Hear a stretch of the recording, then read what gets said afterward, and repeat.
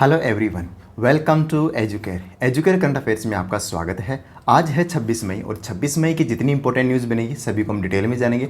Total 50 news को cover किया है। सारे न्यूज़ शानदार है, आपके एग्जाम ओरिएंटेड है, सभी को डिटेल में जानेंगे। इनसे रिलेटेड जो न्यूज़ रही थी उनको भी साथ में कवर करते हुए चलेंगे। ओवरऑल सेशन शानदार रहने वाला है, आपके बैंकिंग एग्जाम के लिए खास इंपॉर्टेंट बनता है। तो बढ़ते हैं आज की फर्स्ट न्यूज़ की तरफ। आज की फर्स्ट न्यूज़ है Kerala will launch India's first state on OTT platform called C space. देखिए OTT क्या होता है? OTT का मतलब होता है ओवर द टॉप प्लेटफॉर्म उनको बोलते हैं, जैसे नेटफ्लिक्स हो गया, अमेजोन प्राइम हो गया। ये चीज़ें होती है OTT प्लेटफॉर्म्स, जहाँ पे आपको वेब सीरीज़, मूवीज ये चीज़ें मिलती हैं। अब देखिए ये हर चीज़ के लिए तो फ्री हो नहीं सकती। कॉमन मैन के लिए क्या चाहिए? फ्री कॉमन मैन इन चीज़ों को अफोर्ड नहीं कर पाएगा, जिनकी फीस हाई होती है, इनको अफोर्ड नहीं कर पाता। तो कॉमन मैन के लिए गवर्नमेंट ऑफ केरला ने लॉन्च किया है सी स्पेस। ठीक है, लोगों के लिए जो लोग अफोर्ड नहीं कर सकते वो सी स्पेस पे जो लिमिटेड कंटेंट आपको अवेलेबल होगा। हालांकि नेटफ्लिक्स, अमेजन प्राइम जैसे कंटेंट तो नहीं मिलेगा सी स्पेस में, लेकिन फिर भी ठीक है, एक कॉमन मैन जो अफोर्ड नहीं कर सकता उन लोगों के लिए सी स्पेस आराम से वो अपना वेब सीरीज़, जो भी मूवीज़, जो कुछ भी है उसमें से देख सकते हैं। और हालांकि क्या क्या इंक्लूड किया जाएगा ये भी पता नहीं है, क्योंकि ये नवंबर 1 2022 से स्टार्ट होगा। अभी सिर्फ लॉन्च किया है। तो क्या नाम है? सी स्पेस। किसका नाम है? केरला स्टेट द्वारा लॉन्च किया गया इंडिया का पहला OTT प्लेटफॉर्म, जिसका नाम है सी स्पेस। सी स्पेस कस्टमर स्पेस। हालांकि मैं कंफर्म नहीं हूँ इसका सी का कस्टमर ही, लेकिन मैंने जैसे गूगल पे सर्च किया 3-4 जगह देखी तो मेरे को कस्टमर ही दिख रहा है। तो कस्टमर स्पेस इसकी फुल फॉर्म बनती है। आपको एक सिंपल इतना याद रखना है कि केरला ने सबसे पहला OTT प्लेटफॉर्म लॉन्च किया जिसका नाम है सी स्पेस। और आगे बढ़ने से पहले आप में मैप में देख सकते हैं, ये है केरला और केरला की कैपिटल है तिरुवनंतपुरम। यहाँ के गवर्नर है आरिफ मोहम्मद खान और यहाँ के चीफ मिनिस्टर है पिनरई विजयन। रिसेंटली केरला ने एक एप्लीकेशन लॉन्च की थी जिसका नाम है सेली एप्लीकेशन, जो भी डिजीज़ है, जो कि लाइफस्टाइल डिजीज़ है, उनको कंट्रोल करने के लिए लॉन्च किया था केरला ने। और केरला रिसेंटली एक ट्रॉफ़ी है जिसका नाम है संतोष ट्रॉफ़ी को भी केरला ने जीत लिया है। और ये फुटबॉल से रिलेटेड है, एग्जाम में पूछा जा सकता है संतोष ट्रॉफ़ी किस खेल से संबंधित है। हमारा आंसर बनेगा फुटबॉल से रिलेटेड है। और इसे किसने जीता है? संतोष ट्रॉफ़ी को केरला फुटबॉल टीम ने जीता है। और हराया किसको? हराया है वेस्ट बंगाल को। इतना आप याद रखिए। अगली न्यूज़ की तरफ बढ़ते हैं। अगली न्यूज़ है Madhya Pradesh has launched country's first rural tribal technical training. देखिए क्या है कि एजुकेशन सबसे पहले तो रूरल एरिया में कम है, अब हालांकि बढ़ती भी जा रही है। ये एक अच्छी खबर है कि चलो ठीक है, रूरल एरिया में एजुकेशन बढ़ रही है। फिर स्पेशली रूरल एरिया में भी ट्राइबल जो कम्युनिटी है उनके पास एजुकेशन का एक्सेस बहुत कम है, लेकिन अब वो भी एजुकेशन एक्सेस होता जा रहा है। लेकिन ठीक है, ट्राइबल लोगों पर कहा गया है कि आप पहले ग्रेजुएट हो जाइए, आपको जॉब मिलेगा, आपको वो मिलेगा। लेकिन अब ट्राइबल कम्युनिटी बोल रही है कि ठीक, हमने तो ग्रेजुएशन भी कर ली, हमने तो 12th पास भी कर ली, एजुकेशन भी ले ली, फिर भी हमारे पास जॉब नहीं है। तो फिर मध्य प्रदेश ने एक इनिशिएटिव चालू किया। ठीक है, आपके पास जॉब अपॉर्चुनिटी क्रिएट करने के लिए हमारे पास एक और ऑप्शन है। एक काम कीजिए, आपको हम स्किल ट्रेनिंग प्रोवाइड कराएंगे, टेक्निकल स्किल ट्रेनिंग। इससे क्या होगा? ये 2 मंथ की ट्रेनिंग होगी और 2 मंथ की ट्रेनिंग होने के बाद आपको बिजनेस आइडियाज़ क्रिएट होंगे, आप अपने बिजनेस चला सकते हैं और फिर आपको एम्प्लॉयमेंट अपॉर्चुनिटी भी और मिल जाएगी ये ट्रेनिंग करने के बाद। तो अब ट्राइबल कम्युनिटी के लिए, जो ट्राइबल यूथ है उनको टेक्निकल ट्रेनिंग प्रोवाइड कराने के लिए मध्य प्रदेश ने देश का पहला rural tribal technical training start की है। और इसे लॉन्च किसने किया है? शिवराज सिंह चौहान के द्वारा, जो कि चीफ मिनिस्टर हैं मध्य प्रदेश के, और मंगूभाई पटेल यहाँ के गवर्नर है ही। इतना याद रखिए। और रिसेंटली मध्य प्रदेश में एक स्टार्टअप पॉलिसी भी एक आयोजन हुआ था, जिसे PM मोदी द्वारा लॉन्च किया गया था इस प्रोग्राम को, मध्य प्रदेश स्टार्टअप पॉलिसी। और इसे लॉन्च कहाँ किया गया था? कहाँ किया गया था? इंदौर में इसे लॉन्च किया गया था। और रिसेंटली मध्य प्रदेश का जो चालान कलेक्शन है उसको बढ़ावा देने के लिए वर्ल्ड लाइन इंडिया ने किस बैंक के साथ MOU साइन किया है? तो आंसर बनेगा बैंक ऑफ इंडिया। BOI के साथ ये MOU साइन किया है चालान को बढ़ावा देने के लिए। अगली न्यूज़ है कि PM Modi participated in second global Covid virtual summit.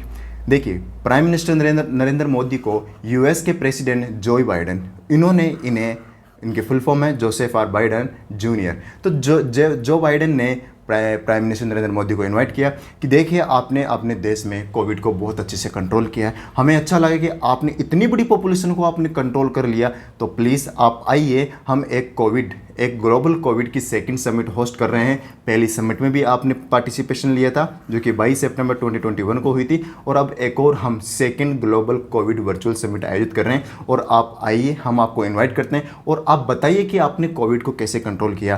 तो ये चीज़ें हैं इस ग्लोबल सेकंड समिट में, जो कि कौन इसमें पार्टिसिपेट होने जा रहे हैं, प्राइम मिनिस्टर नरेंद्र मोदी, और इन्हें इन्वाइट किसने किया है, जोसेफ यानी जो बाइडेन ने। तो अब मोदी जी जाएंगे और वहाँ पर अपना जो प्लान है वो बताएंगे कि कैसे हमने कोविड को रोका।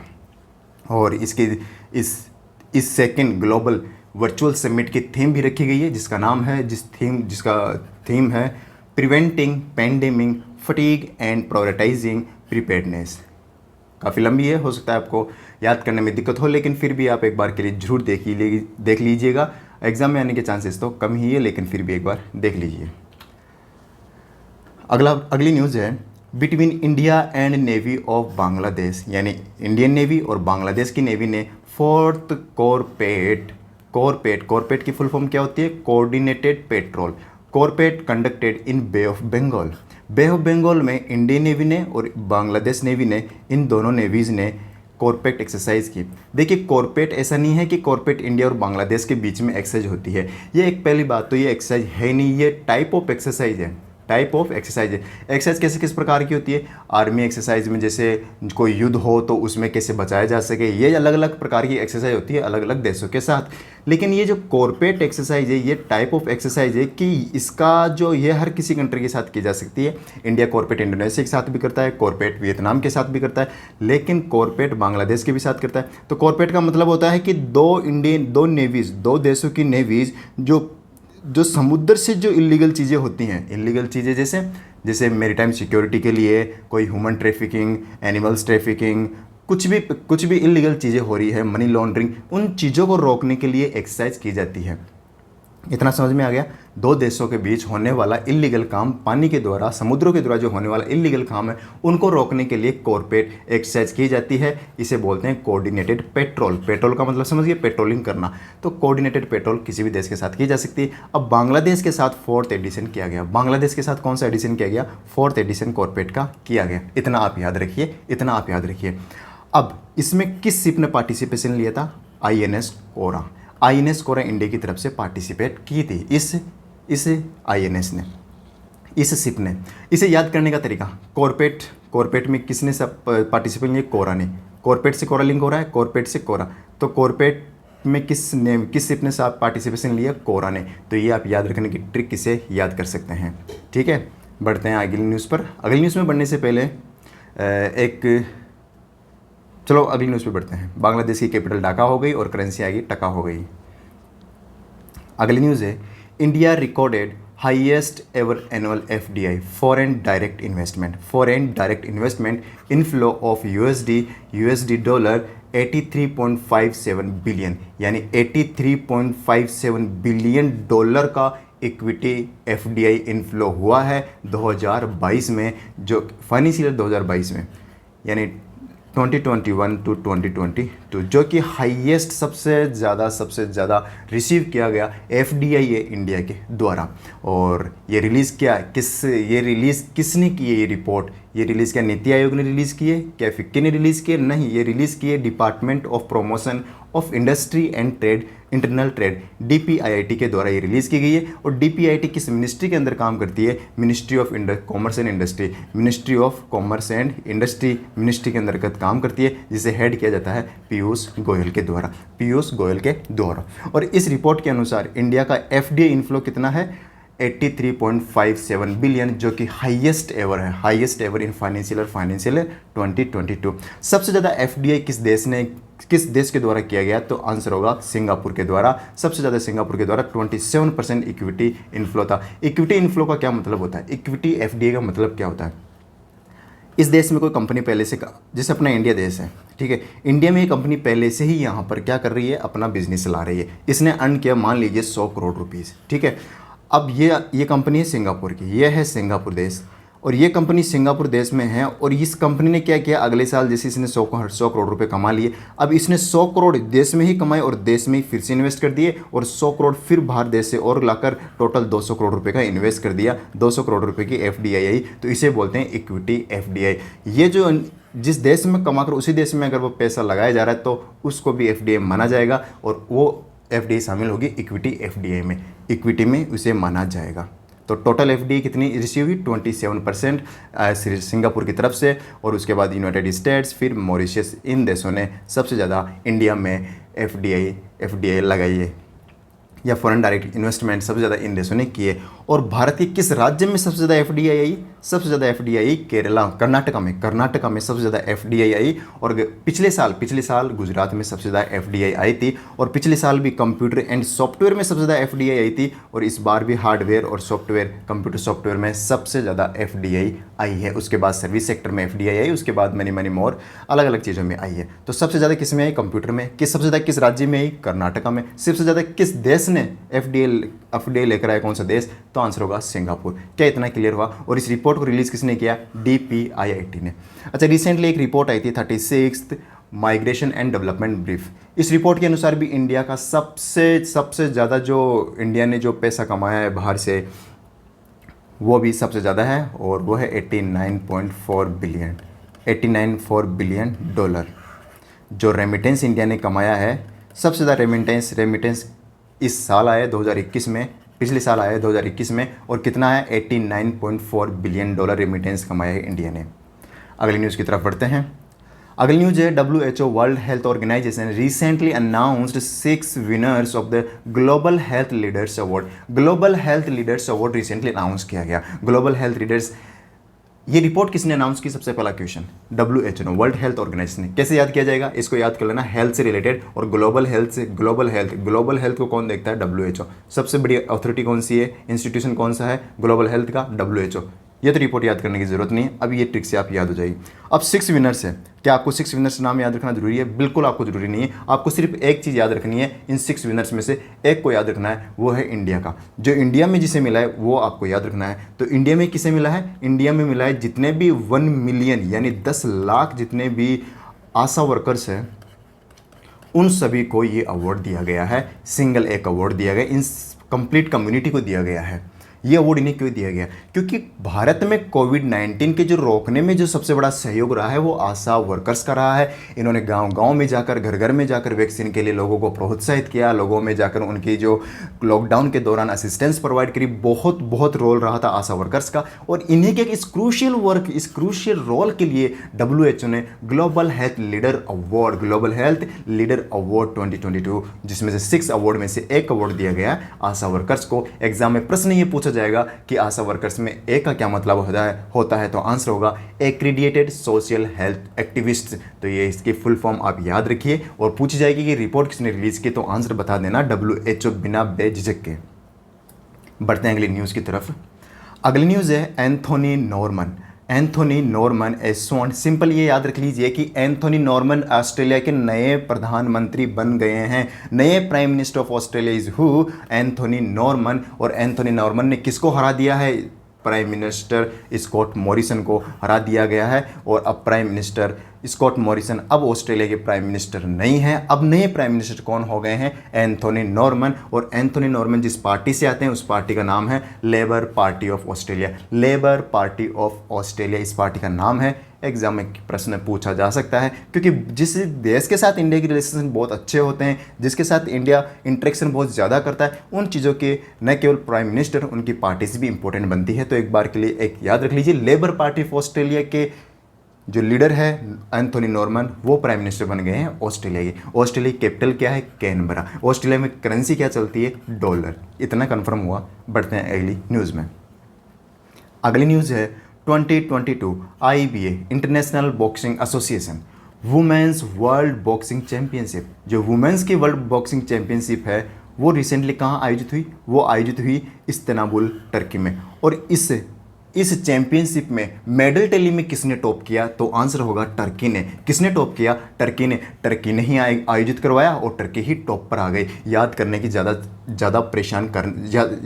ज़्यादा परेशान होने की आवश्यकता नहीं है। जिस कंट्री ने आयोजित करवाया उसी ने जीत लिया। वो बॉक्सिंग कौन सी है? वुमेन वर्ल्ड बॉक्सिंग चैंपियनशिप, और मेडल टैली में टर्की ने टॉप किया। इंडिया की क्या रैंक रही? इंडिया की रैंक रही 4th। इंडिया ने क्या रैंक रखी? 4th। और 7 मेडल किसने जीते? 7 मेडल जीते हैं टर्की ने। और इंडिया ने कितने जीते? 3 मेडल, जिसमें से एक गोल्ड है, 2 ब्रॉन्ज है। एक गोल्ड जिसने जीता उसका नाम है निखत जरीन। निखत जरीन काफ़ी इंपॉर्टेंट नाम है। एग्जाम में प्रश्न पूछा जा सकता है कि निखत जरीन किस खेल से संबंधित है?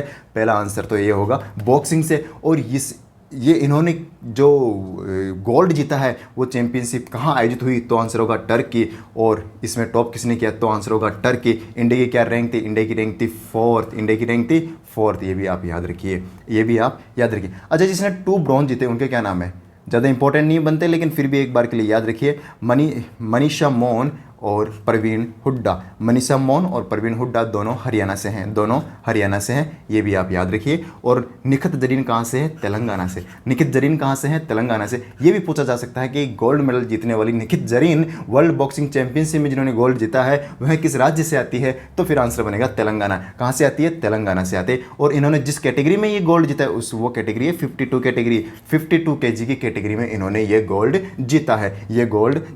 इतना आप याद रखिए। और ऐसा करने वाली ये 5th इंडियन बन गई है। कौन सी इंडियन बन गई है? 5th इंडियन, 5वीं भारतीय महिला बन गई है जिसने वर्ल्ड बॉक्सिंग चैंपियनशिप में गोल्ड मेडल जीता है। इतनी चीज़ें कंफर्म हो गई। एक चीज़ और याद रख लीजिए, ये 12th एडिशन था, नहीं इंपॉर्टेंट है। मैं बोलता हूँ नहीं इंपॉर्टेंट है, नहीं पूछा जाएगा कौन सा एडिशन है। सिंपल आप याद रखिए कि वर्ल्ड बॉक्सिंग चैंपियनशिप कहाँ पे हुई? टर्की में हुई। जीता किसने? टर्की ने। इंडिया की रैंक 3 था, इंडिया की रैंक 4th। जीता कितने मेडल? 3। और जिसने टॉप किया उसने कितने मेडल जीते? 7। निखत जरीन किस खेल से संबंधित है? बॉक्सिंग से। और ये 5वीं बन गई है। अगला ISSF international shooting sports federation junior world cup, छोटे बच्चों का वर्ल्ड कप कहाँ आयोजित हुआ? शूटिंग का छोटे बच्चों का वर्ल्ड कप कहाँ आयोजित हुआ? जर्मनी में। छोटे बच्चों ने कहाँ खेला? जर्मनी में। छोटे बच्चों का शूटिंग चैंपियनशिप कहाँ हुई? जर्मनी में। एग्जाम में डायरेक्ट क्वेश्चन यही आएगा कि इंटरनेशनल शूटिंग स्पोर्ट फेडरेशन जिसके जूनियर वर्ल्ड कप 2022 कहाँ आयोजित हुआ? तो होगा सुहल, जर्मनी। जर्मनी की सिटी सुहल में ये आयोजित हुआ था मई 10 to 19। अच्छा, और इसमें इंडिया की परफॉर्मेंस कुछ खास थी नहीं। और मनु भाकर और सौरभ चौधरी ये 2 शूटर थे जिन्होंने इसमें पार्टिसिपेशन लिया था। तो याद रखिए, मनु भाकर किस खेल से संबंधित है? शूटिंग से। सौरभ चौधरी किस खेल से संबंधित है? शूटिंग से। अगला प्रश्न बढ़ते हैं। इससे पहले कुछ ये हेडक्वार्टर्स बता देते हैं। जैसे इंटरनेशनल बॉक्सिंग एसोसिएशन का हेडक्वार्टर कहाँ पर है? लौजेन, स्विट्जरलैंड में इसका हेडक्वार्टर है, याद रखिए। और इंटरनेशनल शूटिंग स्पोर्ट्स फेडरेशन का हेडक्वार्टर कहाँ पर है? म्यूनिख जर्मनी में आयोजित होता है। इसका हेडक्वार्टर भी जर्मनी में ही है। अगला प्रश्न, और म्यूनिख जर्मनी ने एक रिसेंटली एक समिट होस्ट की थी जिसका नाम है इंटरसोलर यूरोप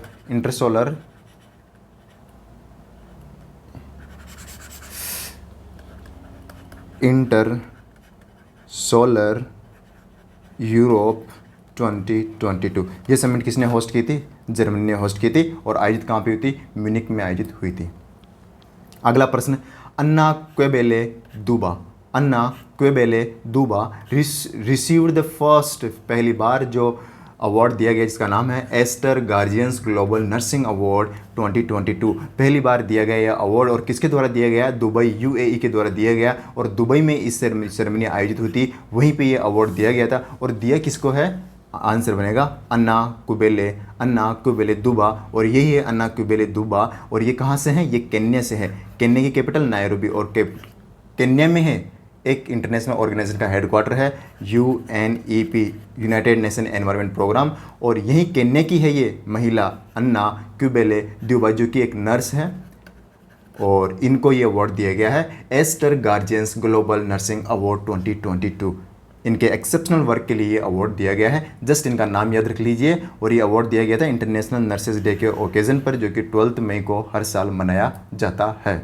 अगला प्रश्न है, Jet Airways gets directorate general of civil aviation DGCA nod to start commercial flights. देखिए 2019 में क्या किया गया कि जेट एयरवेज को बैन कर दिया गया कि आप कॉमर्शियल फ्लाइट्स नहीं उड़ा सकते। कारण क्या था? कारण ये था कि इनका डेट जो था वो बढ़ते ही जा रहा था। इस कारण DGCA ने इनको बैन कर दिया था कि आप कॉमर्शियल फ्लाइट्स नहीं उड़ा सकते। लेकिन अब 2022 में 3 साल बाद में इसको फिर से ये कह दिया, इसको अलाउ कर दिया गया कि आप अपनी कॉमर्शियल फ्लाइट्स उड़ा सकते हैं। जस्ट याद रखिए कि जेट एयरवेज को फिर से अपने कॉमर्शियल फ़्लाइट्स उड़ाने के लिए उन्हें परमिशन दे दी गई है। और देखिए फ़्लाइट्स 2 प्रकार की होती है, एक होती है कॉमर्शियल फ़्लाइट, एक होती है चार्टर फ्लाइट।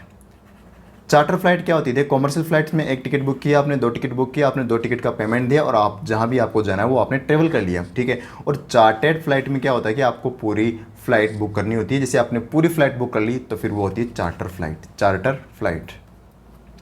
अगला प्रश्न, अगली न्यूज़ है, Paytm reappoints Vijay Shekhar Sharma as the MD and CEO। जो पेटीएम के फाउंडर थे विजय शेखर शर्मा, इनको फिर से पेटीएम के ही मैनेजिंग डायरेक्टर और चीफ एग्जीक्यूटिव ऑफिसर के रूप में अपॉइंट कर दिया गया है। एग्जाम में अगर प्रश्न पूछा जाए कि पेटीएम की पेरेंट कंपनी का क्या नाम है, तो आंसर बनेगा 197 कम्युनिकेशन लिमिटेड। 197 कम्युनिकेशन लिमिटेड ये पेटीएम की पेरेंट कंपनी है और इसी के अंडर काम करती है पेटीएम। तो जस्ट रिमेंबर कि Vijay Shekhar Sharma has been appointed as a new Paytm MD and CEO। अगला प्रश्न फिर अपॉइंटमेंट से रिलेटेड है।